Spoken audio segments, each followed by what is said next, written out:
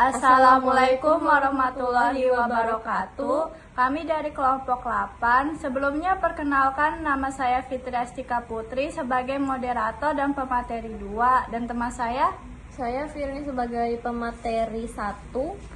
Kami akan menjelaskan bab 23, yaitu mengukur pendapatan suatu negara. Bab ini membahas definisi PDB, komponen pengeluaran PDB, PDB real versus nominal, deflator PDB, dan mengapa PDB merupakan ukuran kesejahteraan suatu negara yang bermanfaat namun tidak sempurna. Carilah jawaban atas pertanyaan-pertanyaan berikut. Apa itu produk domestik bruto atau PDB? Bagaimana PDB berhubungan dengan total pendapatan dan pengeluaran suatu negara? Apa saja komponen-komponen PDB? Bagaimana PDB dikoreksi terhadap inflasi? Apakah PDB mengukur kesejahteraan masyarakat?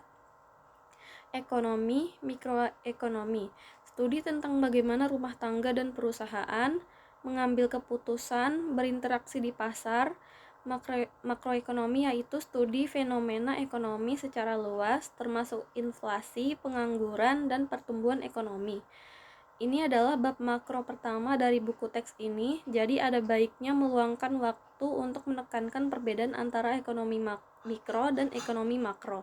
Contoh pertanyaan yang ingin dijawab oleh ilmu ekonomi mikro yaitu bagaimana konsumen memutuskan berapa banyak barang yang akan dibeli, bagaimana perusahaan memutuskan berapa banyak output yang akan diproduksi dan berapa harga yang akan ditetapkan, apa yang menentukan harga dan kuantitas barang dan jasa individual, bagaimana pajak atas barang dan jasa tertentu memengaruhi alokasi sumber daya.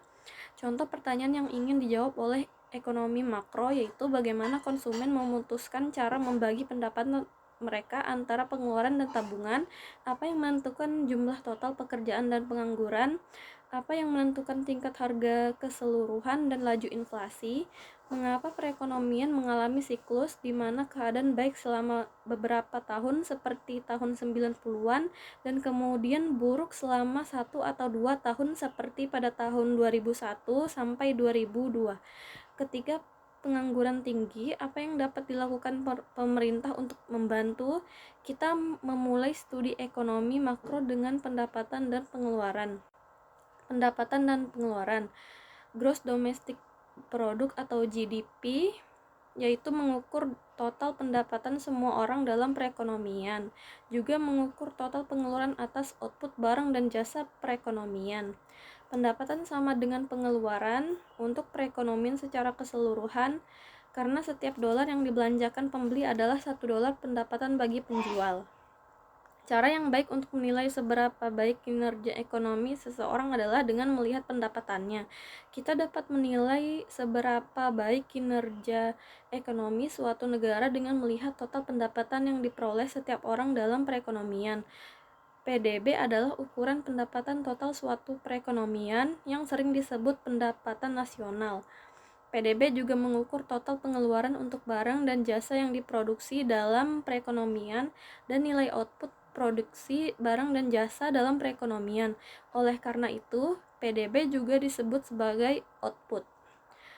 Kesetaraan pendapatan dan pengeluaran merupakan identitas akuntansi, bukan misalnya kondisi keseimbangan. Haruslah benar bahwa pendapatan sama dengan pengeluaran. Diagram aliran sirkular yaitu penggambaran sederhana dari ekonomi makro dan menggambarkan PDB sebagai pengeluaran, pendapatan perusahaan, pembayaran faktor, dan pendapatan. Pendahuluan. Faktor produksi adalah input seperti tenaga kerja, tanah, modal, dan sumber daya alam. Pembayaran faktor adalah pembayaran kepada faktor produksi, misalnya upah atau sewa. Diagram aliran sirkular memiliki faktor produksi, menjual atau menyewakannya ke perusahaan untuk mendapatkan pendapatan, membeli dan mengkonsumsi barang dan jasa. Seperti perusahaan, rumah tangga, perusahaan atau rumah tangga membeli atau menyewa faktor produksi, menggunakannya untuk memproduksi barang dan jasa, menjual barang dan jasa. Slide ini dan slide berikutnya menyusun diagram aliran melingkar sepotong demi sepotong. Diagram aliran sirkular, pendapatan sama dengan PDB, G dan S terjual, pasar barang dan jasa, pengeluaran sama dengan PDB. Dalam diagram ini, panah hijau mewakili arus pendapatan atau pembayaran, panah merah mewakili arus barang dan jasa, termasuk jasa faktor produksi di bagian bawah diagram. Untuk menjaga grafik tetap sederhana, kami telah menghilangkan pemerintah, sistem keuangan, dan sektor luar negeri seperti yang dibahas pada slide berikutnya. Yang tidak ditampilkan dalam diagram yaitu pemerintah, memungut pajak, membeli barang dan jasa, sistem keuangan yaitu mencocokkan pasokan dana dari penabung dengan permintaan pinjaman dari peminjam. Sektor luar negeri yaitu memperdagangkan barang dan jasa, aset keuangan, dan mata uang dengan penduduk negara tersebut. Pada bab-bab berikutnya, kita akan mempelajari peran masing-masing secara lebih rinci. Kita bisa menggambar diagram aliran melingkar yang lebih rumit yang mencakup pemerintah, sistem keuangan, dan sektor luar negeri. Namun, memasukkan mereka tidak akan mengubah kesimpulan dasar bahwa PDB secara simultan mengukur total pendapatan, pengeluaran, penerimaan, dan pembayaran faktor suatu negara. Produk domestik bruto adalah nilai pasar dari semua barang dan jasa akhir yang diproduksi di dalam suatu negara dalam jangka waktu tertentu. Barang dinilai berdasarkan harga pasarnya. Jadi, barang-barang dinilai pada harga pasarnya. Hal-hal yang tidak memiliki nilai pasar dikecualikan, misalnya pekerjaan rumah tangga yang Anda lakukan sendiri. Slide ini dan 6 slide berikutnya berfokus pada makna setiap bagian dari definisi yang sangat penting ini. Perhatikan bahwa transaksi yang terjadi dalam apa yang disebut ekonomi bawah tanah juga dihilangkan dari ukuran resmi PDB. Produk domestik bruto mencakup semua barang yang diproduksi dan dijual secara legal di pasar. PDB mencakup semua barang yang diproduksi dan dijual secara legal di pasar. PDB mengecualikan sebagian besar barang yang diproduksi dan dijual secara ilegal, serta sebagian besar barang yang diproduksi dan dikonsumsi di rumah. Produk domestik bruto adalah nilai pasar dari semua barang dan jasa akhir yang diproduksi di dalam suatu negara dalam jangka waktu tertentu. Final goods ditujukan untuk pengguna akhir. Intermediate goods digunakan sebagai komponen atau bahan. PDB hanya mencakup barang akhir. Barang tersebut sudah mencakup nilai barang setengah jadi yang digunakan dalam produksinya. Mencakup barang berwujud seperti DVD, sepeda gunung, bir, dan jasa tidak berwujud. PDB mencakup barang yang diproduksi saat ini, bukan barang yang diproduksi di masa lalu. PDB mengukur nilai produksi yang terjadi di dalam batas-batas suatu negara, baik yang dilakukan oleh warga negaranya sendiri maupun oleh orang asing yang berlokasi di sana. Biasanya dalam jangka waktu 1 tahun atau 1 kuartal. Komponen PDB, ingat PDB adalah total pengeluaran, yaitu konsumsi, investasi, pembelian pemerintah, ekspor neto. Komponen-komponen ini jika dijumlahkan akan membentuk PDB, dilambangkan dengan Y.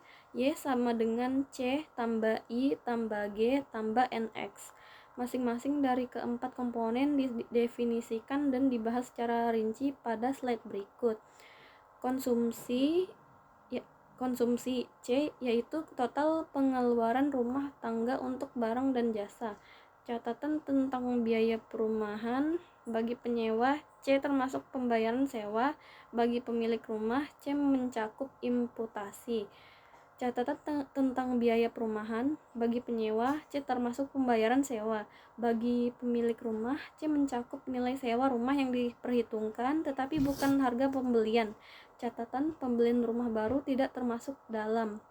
Umumnya istilah konsumsi mengacu pada apa yang mungkin sudah terpikirkan oleh siswa sebagai total pengeluaran konsumen.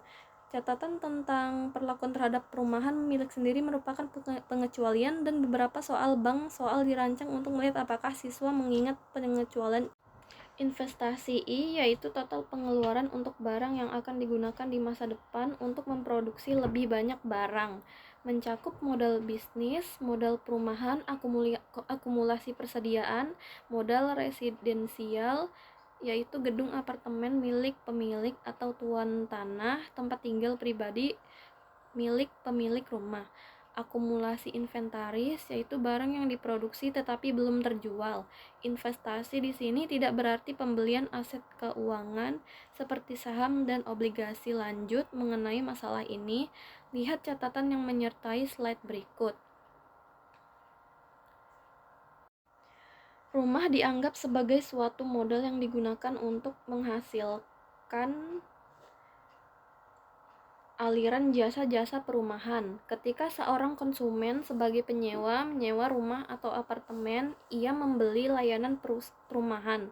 Layanan ini dianggap konsumsi, sehingga harga yang dibayarkan untuk layanan ini dihitung dalam komponen konsumsi PDB. Ketika seseorang membeli rumah baru untuk ditinggali, ia berperan sebagai produsen sekaligus konsumen. Sebagai produsen, ia telah melakukan investasi atau pembelian rumah yang akan menghasilkan jasa. Ia juga merupakan konsumen dan dari jasa ini yang dinilai berdasarkan harga sewa pasar untuk jenis rumah tersebut. Oleh karena itu, konvensi akuntansi memperlakukan situasi ini seolah-olah orang tersebut adalah tuan tanahnya sendiri dan menyewakan rumah tersebut kepada atau dari dirinya sendiri. Ketika siswa mulai memahami hal ini, mereka mungkin bertanya-tanya mengapa barang-barang tertentu lainnya seperti mobil yang menghasilkan aliran jasa konsumen tidak diperlakukan dengan cara ini. Sebenarnya tidak ada jawaban yang tepat. Ini hanyalah konvensi pendapatan nasional dan akun produk. Pembelian pemerintah yaitu semua pengeluaran atas barang dan jasa yang dibeli oleh pemerintah di tingkat federal, negara bagian, dan lokal, mengecualikan pembayaran transfer seperti tunjangan, jaminan sosial, atau asuransi pengangguran. Ini bukan pembelian barang dan jasa. Ekspor neto NX sama dengan ekspor dikurangi impor. Ekspor yaitu pengeluaran asing untuk barang dan jasa dalam negeri. Impor adalah bagian dari C, I, dan G yang dibelanjakan untuk barang dan jasa yang diproduksi di luar negeri. Menjumlahkan semua komponen PDB menghasilkan Y sama dengan C tambah I tambah G tambah NX. Neto dalam ekspor neto mengacu pada fakta bahwa kita mengurangi impor dari ekspor. Pengurangan ini penting karena impor juga dihitung dalam komponen PDB lainnya. Dihitung dalam komponen PDB lainnya, gagal menguranginya akan menyebabkan PDB mengukur bukan hanya nilai barang yang diproduksi di dalam negeri, tetapi juga barang yang diproduksi di luar negeri dan diimpor.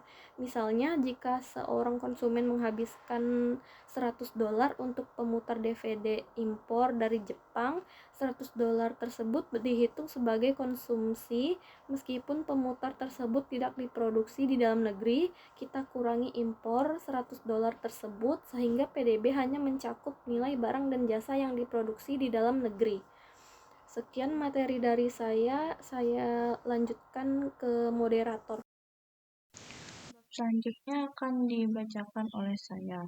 Dalam setiap kasur berkenan berapa besar PDB dan setiap komponennya terpengaruh jika ada. A. Debit membelanja $300 untuk membelikan suaminya makanan malam di restoran terbaik di Boston. B. Sarah membelanjakan $1.200 untuk laptop baru yang akan digunakan dalam bisnis penerbitannya. Laptop tersebut dibuat di Tiongkok. C. Jenny membelanja $100 untuk komputer yang akan digunakan dalam bisnis penyuntingannya. Dia mendapatkan model tahun lalu dengan harga diskon dari produsen lokal. D. General Motors membuat mobil senilai $500 juta, tetapi konsumen hanya membeli mobil senilai $470 juta dari jumlah tersebut.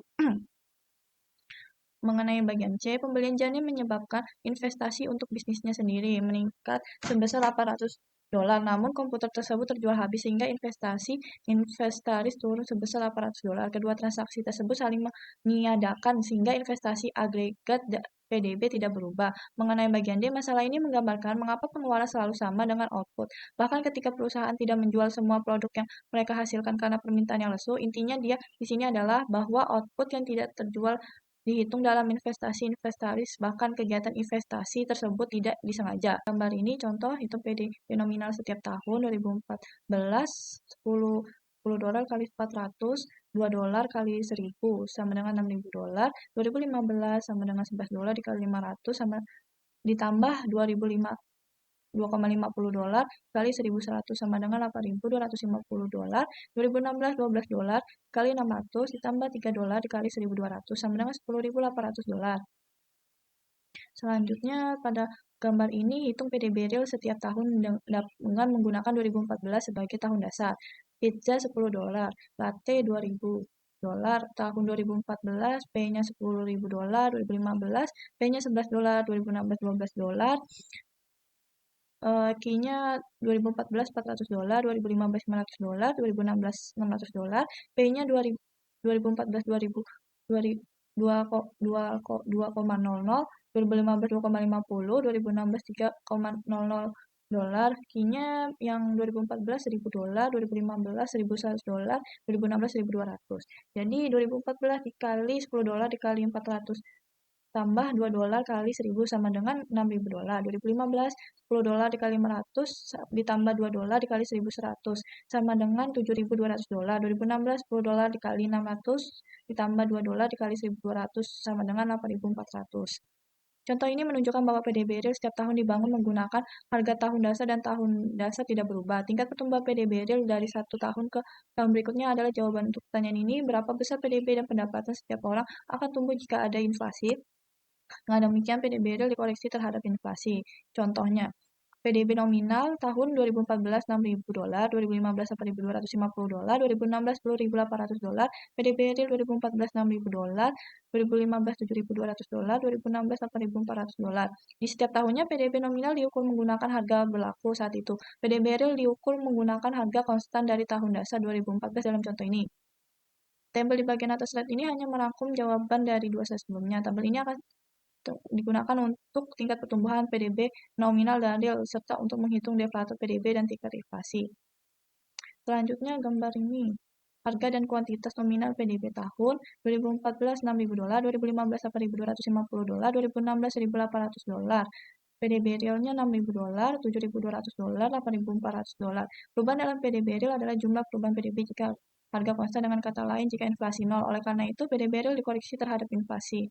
Sekali lagi, tingkat pertumbuhan PDB real dari satu tahun ke tahun berikutnya, beberapa besar PDB dan pendapatan setiap orang akan tumbuh jika tidak ada inflasi. Inilah sebabnya PDB real dikoreksi terhadap inflasi. Menunjukkan bahwa PDB nominal meningkat lebih cepat daripada PDB real. Hal ini masuk akal karena pertumbuhan PDB nominal didorong oleh pertumbuhan output dan inflasi pertumbuhan PDB real hanya didorong oleh pertumbuhan output. Kedua garis tersebut berpotongan pada tahun 2009, tahun dasar untuk data PDB real dalam grafik ini. Hal ini masuk akal karena PDB real sama dengan PDB nominal pada tahun dasar. Lebih baik lagi sebelum tahun dasar PDB real, PDB nominal misalnya pada tahun 1981, PDB nominal sekitar 3 triliun, sementara PDB real sekitar 6 dolar triliun dalam dolar tahun 2009. Hal ini masuk akal karena harga pada tahun 2009 jauh lebih tinggi dibanding tahun 1981 sehingga menggunakan harga tinggi tahun 2009 tersebut untuk menilai output tahun 1981 akan menghasilkan yang lebih besar daripada nilai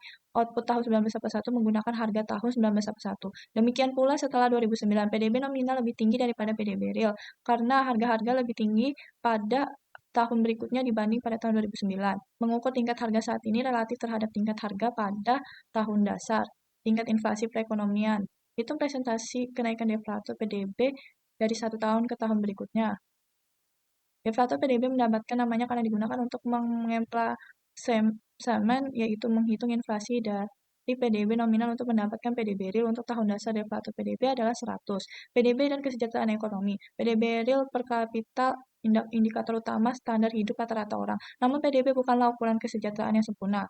Robert Kennedy mengeluarkan kritik yang sangat fasih namun keras. Kebanyakan ekonom membuat kebijakan ilmu sosial dan pembisnis menggunakan PDB real per kapita suatu negara sebagai indikator utama standar hidup rata-rata orang di negara tersebut. Senator Robert Kennedy 1968, produk domestik bruto tidak membahayakan kesejahteraan anak-anak kita, kualitas pendidikan mereka, atau kegembiraan bermain mereka. Itu tidak mencakup keindahan puisi kita atau kekuatan pernikahan kita, kecerdasan debat publik kita, atau integritas pejabat publik kita. Ia tidak mengukur keberanian kita, kebijakan kita, maupun pengabdian kita kepada negara.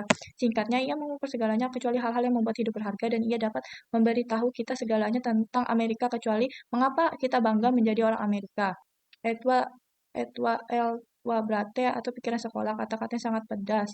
PDB tidak menghargai, pertama, kualitas lingkungan, dua, waktu senggang, tiga, aktivitas non-pasa seperti pengasuhan anak yang dilakukan oleh orang tua di rumah, distribusi pendapat yang adil, mungkin bukan format penggunaan ruang SAS. Banyak hal yang dikatakan Robert Kennedy tentang PDB adalah benar. Lalu mengapa kita peduli dengan PDB? Memiliki PDB yang besar mungkin suatu negara mampu. Sekolah yang lebih baik, lingkungan yang lebih bersih, perawatan kesehatan, dan lain-lain. Banyak indikator kualitas hidup yang berkorelasi positif dengan PDB misalnya. Lalu mengapa kita peduli dengan PDB? Karena PDB yang besar memang membantu kita menjalani kehidupan yang baik. PDB tidak mengukur kesehatan anak-anak kita, tetapi negara dengan PDB yang lebih besar mampu menyediakan layanan kesehatan yang lebih baik bagi anak-anak. PDB tidak mengukur keindahan puisi kita, tetapi negara-negara dengan PDB yang lebih besar mampu mengajarkan lebih banyak warganya untuk membaca dan menikmati puisi. PDB tidak memperhitungkan kecerdasan, integritas, kebersihan, kebijakan, atau kepengabdian kita kepada negara, tetapi semua atribut terpuji ini lebih mudah dikembangkan ketika orang-orang tidak perlu peduli dengan kemampuan memenuhi kebutuhan materi hidup.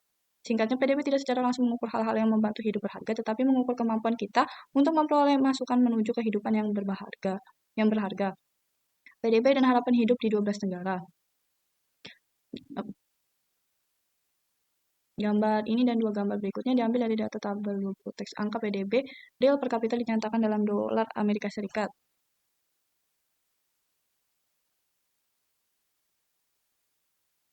Rata-rata tahun sekolah di kalangan orang dewasa berusia 25 tahun dan lebih tua. Ringkas, produk domestik bruto PDB mengukur total pendapatan dan pengeluaran suatu negara. 4 komponen pengeluaran PDB meliputi konsumsi, investasi, pembelian pemerintah, dan ekspor neto. PDB nominal diukur menggunakan harga saat ini.